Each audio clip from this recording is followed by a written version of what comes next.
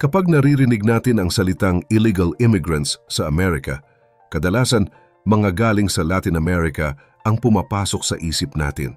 Pero alam mo ba na marami ring Asyano ang nandun ngayon na wala ng legal na papeles? Oo, totoo yan.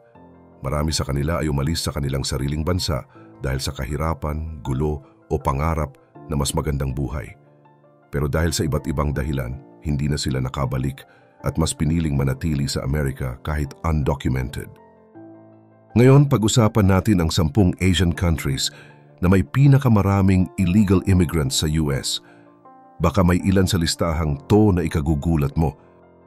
Pero bago po ang lahat, baka pwedeng pa-like ang video na ito dahil napakalaking bagay na ito sa aming content creators.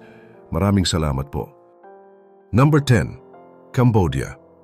Ang mga Cambodian na nasa US ngayon ay hindi lahat balak magtagal doon. Marami sa kanila ay dating refugees o bumisita lang bilang turista o estudyante. Pero habang tumatagal, napansin nila na mas may pagkakataon silang makapagsimula sa Amerika kaysa bumalik sa Cambodia. Bakit? Kasi kahit pa may kaunting pag-unlad sa Cambodia nitong mga nakaraang taon, hindi pa rin maayos ang sitwasyon ng karamihan. Mababa ang sahod, mahina ang edukasyon, at maraming hindi tiwala sa gobyerno. Kaya kapag nakakuha sila ng visa, ginagawang chance of a lifetime. Sa Long Beach, California, may mga Cambodian communities na buot masaya.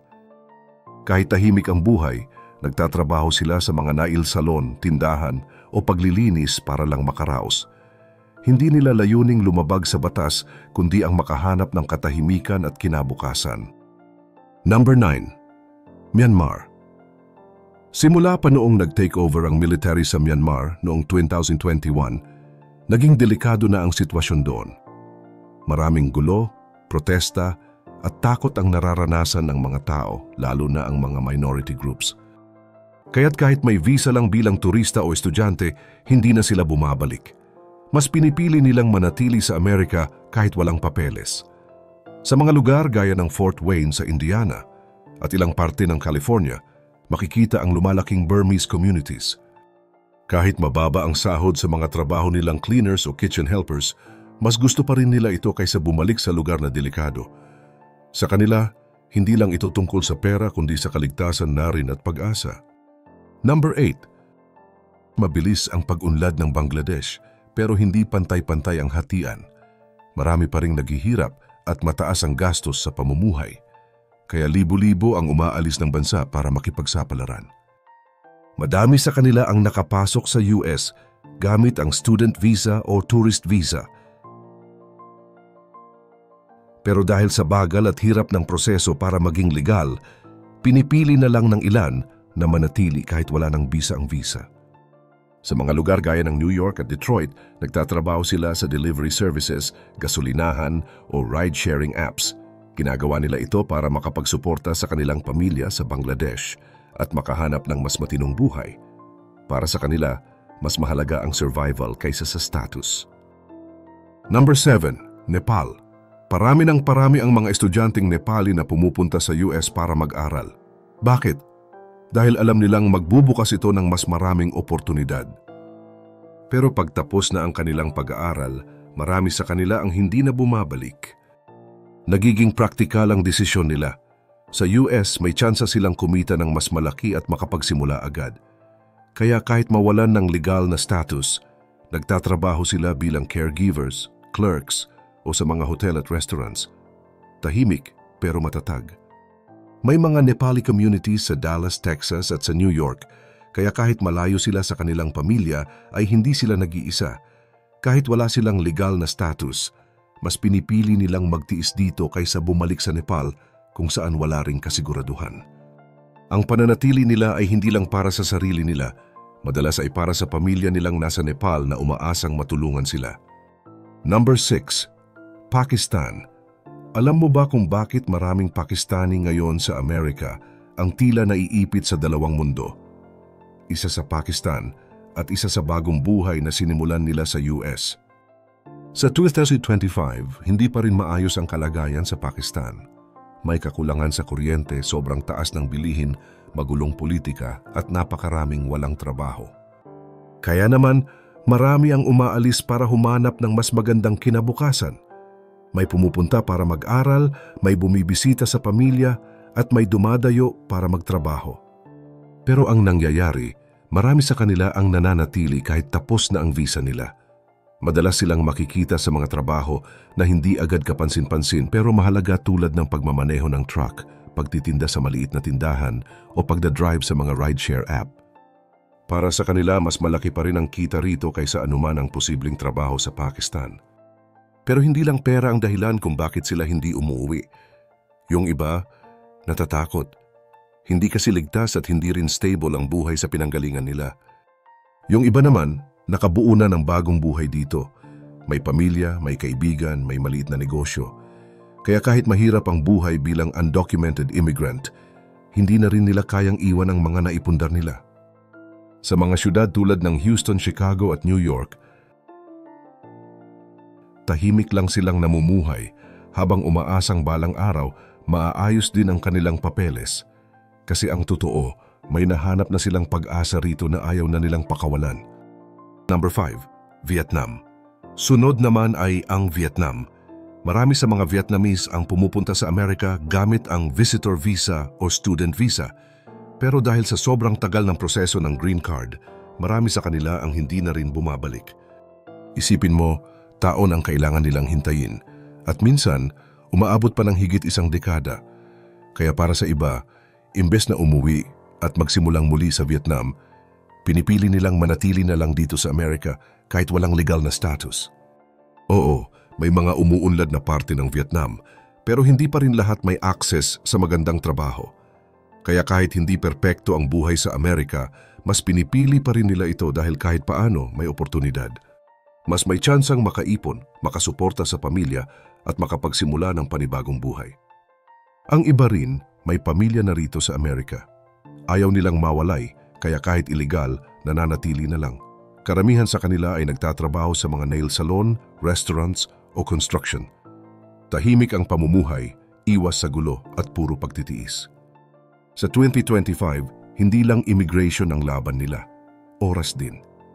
Matagal na silang naghihintay pero hindi pa rin nawawalan ng pag-asa. Patuloy silang umaasa na balang araw, magiging legal din ang lahat.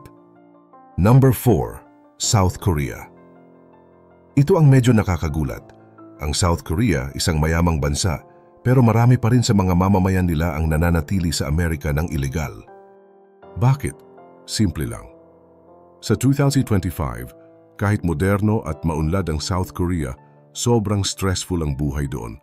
Mahaba ang oras ng trabaho, mataas ang pressure sa school, at grabe ang expectations ng lipunan. Kaya kapag nakarating sila sa Amerika para mag-aral, magbakasyon o pansamantalang magtrabaho, may ilan na hindi na umuuwi. Mas gusto nila ang freedom dito. Kahit wala silang papel, nararamdaman nilang mas magaan ang buhay dito. Makikita mo silang nagtatrabaho sa mga cafe, nail salon o nagtuturo bilang tutor. Tahimik lang din sila pero alam mong may dahilan kung bakit sila nananatili. Kasi dito, mas nakakakilos sila ng ayon sa gusto nila. Para sa kanila, ang Amerika ang naging takas nila mula sa pressure ng lipunan at sistema sa South Korea. Number 3, Philippines. Sunod naman ang Pilipinas. Matagal nang malapit ang relasyon ng US at Pilipinas. Pero kahit ganito, mahirap pa ring maging legal na immigrant. Kaya sa 2025, marami pa ring Pilipino ang undocumented sa Amerika. Karamihan ay pumupunta para magtrabaho lalo na sa mga ospital, bahay bilang caregiver o sa mga service jobs. Mataas pa rin ang demand para sa ganitong trabaho, pero kaunti lang ang legal na oportunidad. Yung iba dumadating bilang turista o may kontrata, pero pagdating sa US, nakikita nila kung gaano kalaki ang agwat sa kita at kung gaano kalaya ang pamumuhay kaysa sa Pilipinas, kaya marami ang nag-overstay. Madalas, nakatira sila sa Hawaii, California, Nevada o New York. Kilala ang mga Pilipino sa sipag, tiyaga at pagiging maalaga sa komunidad. Kahit walang legal na papel, nagtatrabaho sila ng buo ang oras, nagpapadala ng pera sa pamilya at iniiwasan ang gulo. Ang pinakamalaking hamon nila sa 2025 ay ang bagal ng visa process.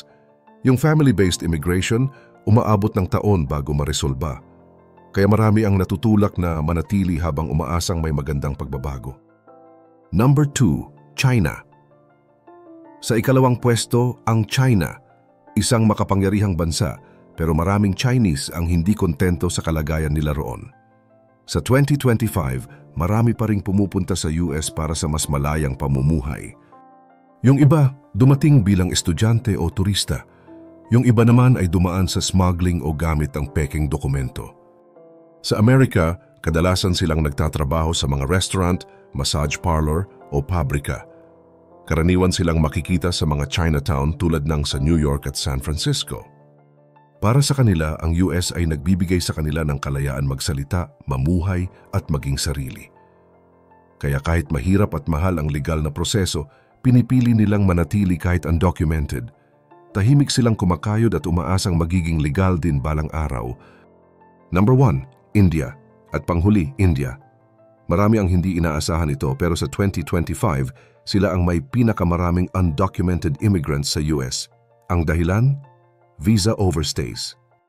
Karamihan sa kanila ay dumating ng legal bilang estudyante, tech worker o turista. Pero dahil sobrang bagal ng proseso para maging permanent resident, marami ang na-stuck. Yung iba higit 10 taon nang naghihintay ng green card. Habang naghihintay, nakapagtayo na sila ng buhay sa Amerika. May trabaho, pamilya at komunidad na. Kahit umuunlad ang India, hindi lahat ay nakakaramdam ng pag-asenso. Sa US, kahit simpleng trabaho lamang ay nagbibigay na ng mas mataas na kita at mas tahimik na buhay. Hindi nila layuning lumabag sa batas. Gusto lang nilang manatili sa buhay na nasimulan na nila. Kita natin na iba-iba ang dahilan kung bakit pinipili ng mga tao na manatili sa Amerika kahit walang legal na papeles. Ikaw, kung naranasan mong mamili sa pagitan ng batas at pamilya, anong pipiliin mo? Comment mo sa baba ang iyong opinyon at huwag kalimutang mag-like at subscribe para sa iba pang kwento na tulad nito.